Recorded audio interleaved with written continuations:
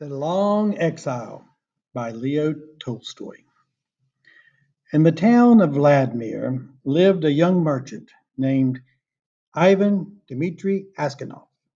He had two shops and a house of his own.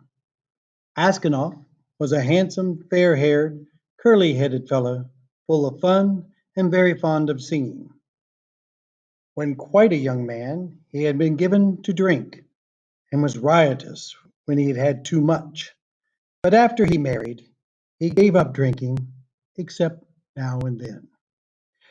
One summer, Askanov was going to the Nitsy fair, and as he bade goodbye to his family, his wife said to him, Ivan Dmitri, do not start today.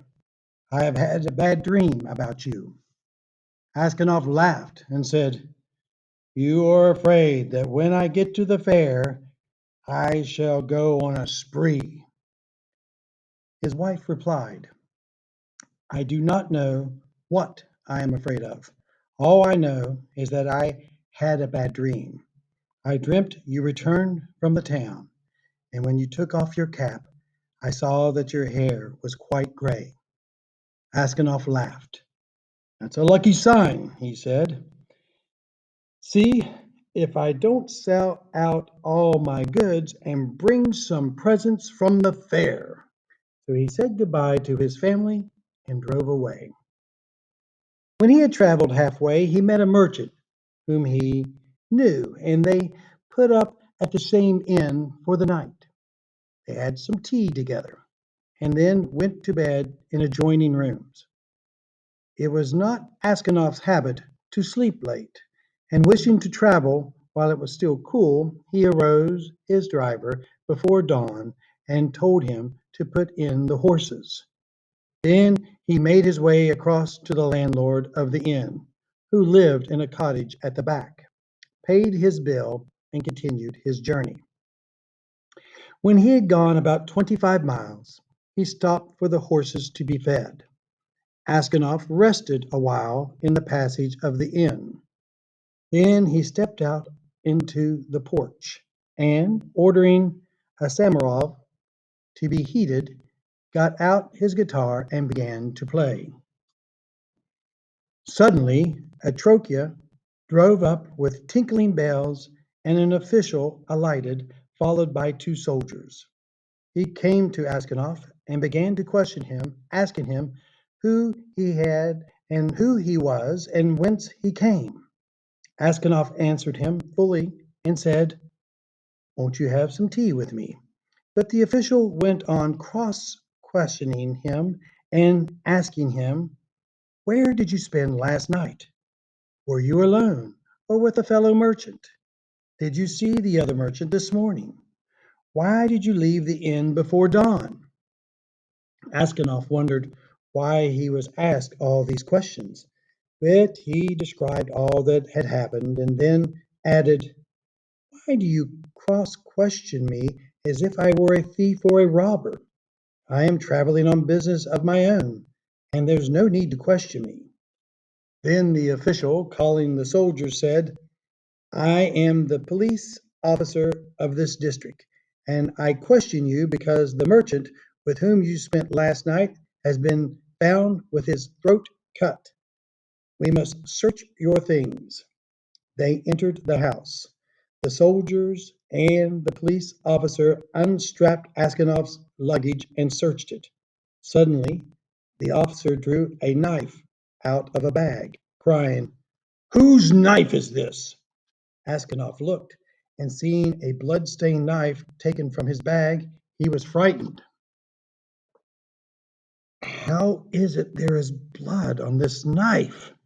Askanov tried to answer, but he could hardly utter a word, and only stammered, I don't know, not mine. Then the police officer said, this morning, the merchant was found in bed with his throat cut. You are the only person who could have done it. The house was locked from inside, and no one else was there. Here is this blood-stained knife in your bag, and your face and manner betray you. Tell me how you killed him and how much money you stole. Askanov swore he had not done it, that he had not seen the merchant after they had had tea together, that he had no money except 8,000 rubles of his own, and that the knife was not his. But the voice was broken, his face pale, and he trembled with fear as though he was guilty. The police officer ordered the soldiers to bind Asganoff and put him in the cart. As they tied his feet together and flung him into the cart, Asganoff crossed himself and wept. His money and goods were taken from him, and he was sent to the nearest town and imprisoned there. Inquiries as to his character were made in Vladimir. The merchants and the other inhabitants of the town said that in former days he used to drink and waste his time, but that he was a good man. Then the trial came on. He was charged with murdering a merchant from Ryazan and robbing him of 20,000 rubles. His wife was in despair and did not know what to believe. Her children were all quite small. One was a baby at breast. Taking them all with her, she went to the town where her husband was in jail.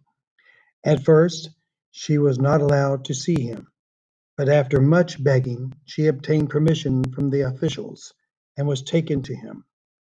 When she saw her husband in prison, dressed and in chains, shut up with thieves and criminals, she fell down and did not come to her senses for a long time. Then she drew her children to her and sat down near him. She told him of things at home and asked about what happened to him.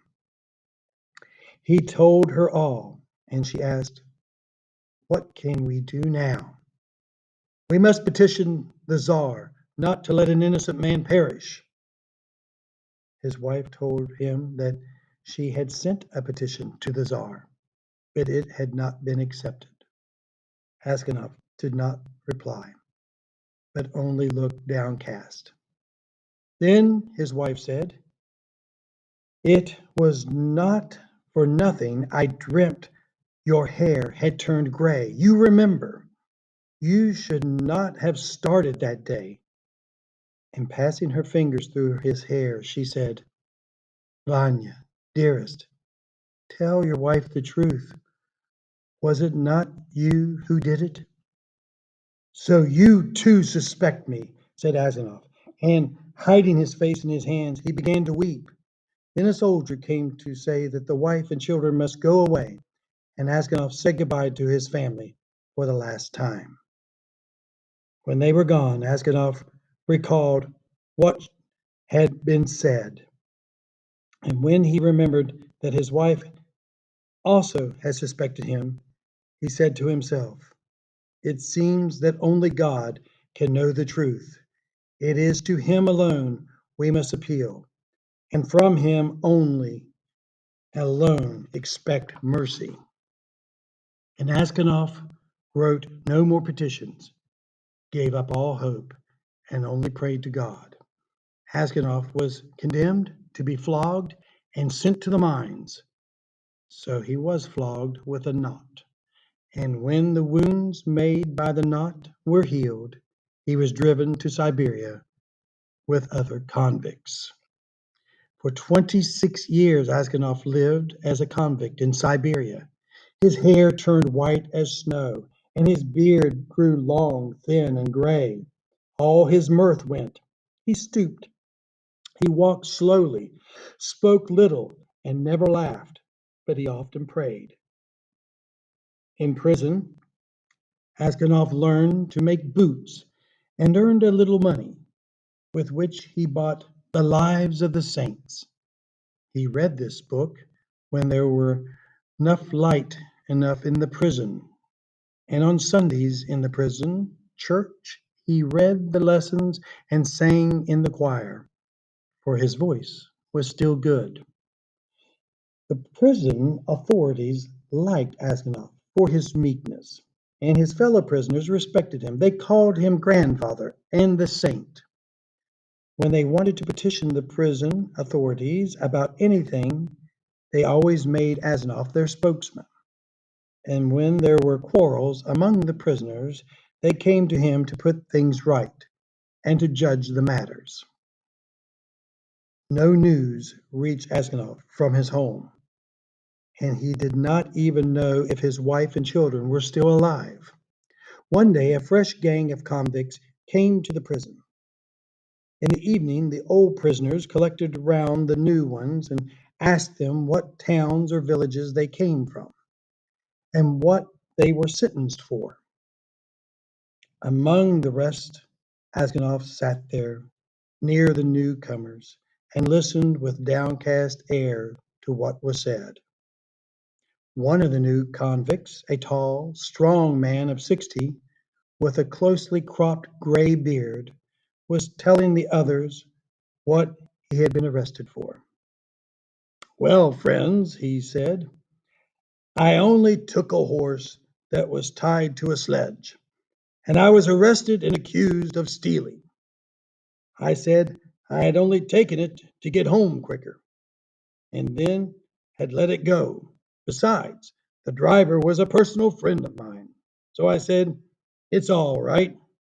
No, said they, you stole it. But how or where I stole it, they could not say. I once really did something wrong and ought by rights to have come here long ago. But that time I was not found out. Now I have been sent here for nothing at all. Eh, but it's lies, I'm telling you. I've been to Siberia before, but I did not stay long. Where are you from? Asked someone. From Vladimir. My family are from that town. My name is Makar, and they also call me Simeon. Asnov raised his head and said, tell me, Simeon, do you know anything of the merchants Askov of Vladimir? Are they still alive? Know them? Of course I do. The Askovs are rich, though their father is in Siberia. A sinner like ourselves, it seems. As for you, grandfather, how did you come here? Askanov did not like to speak of his misfortune. He only sighed and said, for my sins I have been in prison these 26 years. What sins? Asked Makar Simeon. But Askanov only said, well, well, I must have deserved it. He would have said no more, but his companions told the newcomer how Askanov came to be in Siberia, how someone had killed a merchant and had put the knife among Askanov's things, and Askanov had been unjustly condemned. When Makar Simeon heard this, he looked at Askanov, slapped his own knee, and exclaimed, well, this is wonderful, really wonderful. But how old you've grown, grandfather.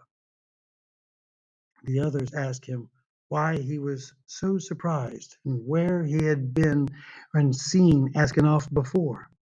But Makar Simeon did not reply. He only said, it's wonderful that we should meet here, lads.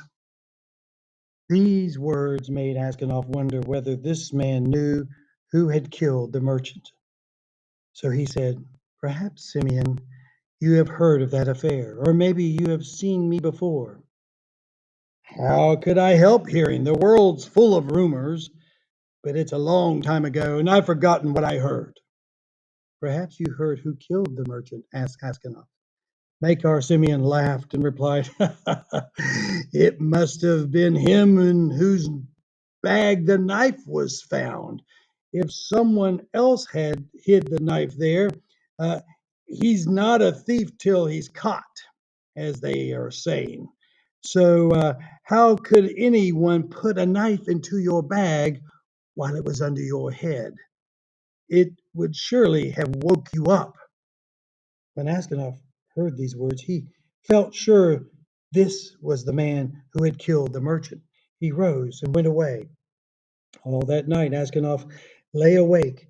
He felt terribly unhappy, and all sorts of images rose in his mind.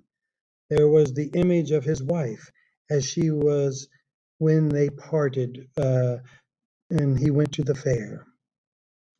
He saw her as she was, as if she were present. Her face and her eyes rose before him.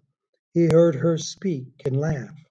Then he saw his children, quite little, as they were at that time, one with a little cloak on, another at his mother's breast.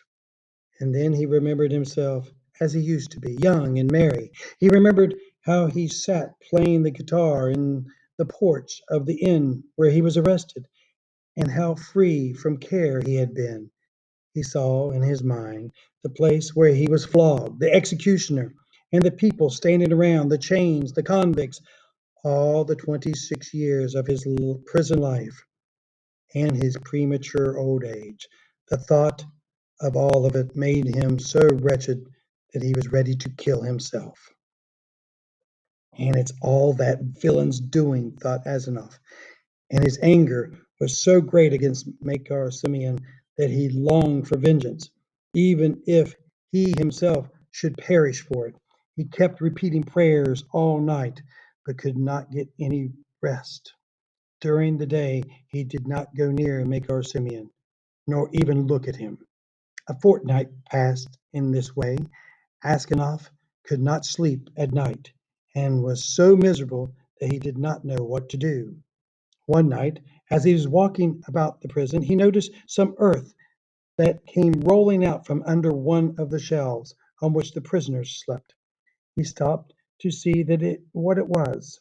Suddenly, Malar Simeon crept out from under the shelf and looked up at Askanov with a frightened face. Askanov tried to pass without looking at him, but Makar seized his hand and told him that he had dug a hole under the wall, getting rid of the earth by putting it into his high boots and emptying it out every day on the road when the prisoners were driven to their work. Just you keep quiet, old man, and you shall get out too. If you blab, they'll flog the life out of me, but I will kill you first. Askanov trembled with anger as he looked at his enemy. He drew his hand away, saying, I have no wish to escape, and you have no need to kill me.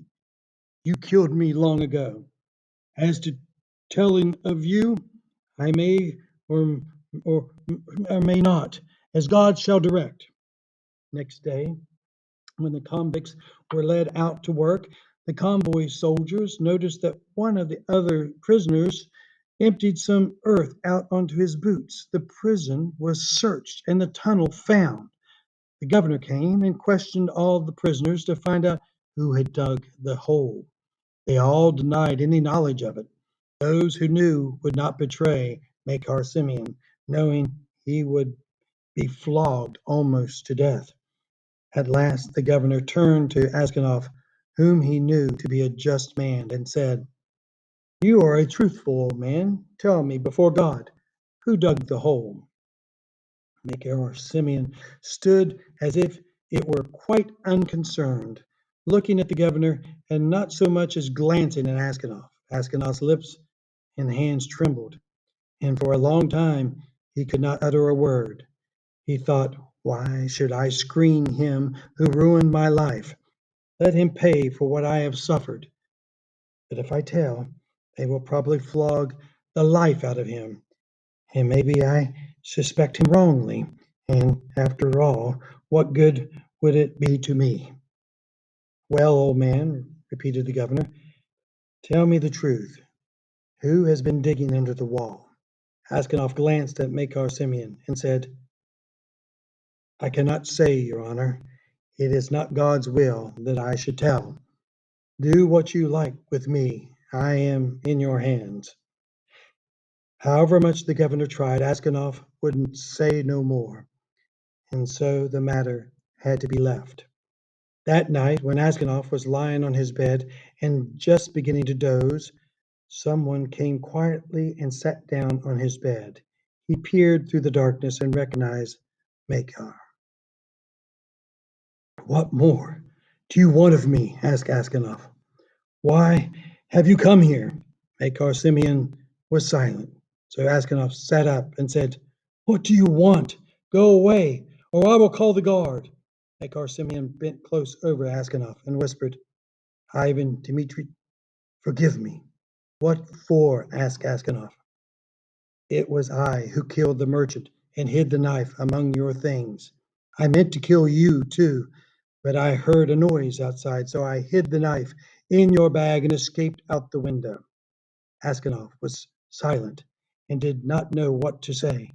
Makar Simeon slid off the bed shelf and knelt upon the ground. "Ivan Dmitri," he said, "forgive me. For the love of God, forgive me. I will confess that it was I who killed the merchant, and you will be released and can go to your home." "It is easy for you to talk," said Askanov, "but I have suffered for you these 26 years. Where I could go now? My wife is dead, and my children have forgotten me. I have nowhere to go." Makar Simeon did not rise, but beat his head on the floor. "Ivan Dmitri, forgive me," he cried. "When they flogged me with the knot, it was not so hard to bear as it is to see you now. Yet you had pity on me and did not tell. For Christ's sake, forgive me, wretch that I am." And he began to sob. When Askanov heard him sobbing, he too began to weep. "God will forgive you," he said. "Maybe I am 100 times worse than you." And at these words, his heart grew light, and the longing for home left him. He no longer had any desire to leave the prison, but only hoped for his last hour to come. In spite of what Askanov had said, Makar Simeon confessed his guilt. But when the order for his release came, Askanov was already dead.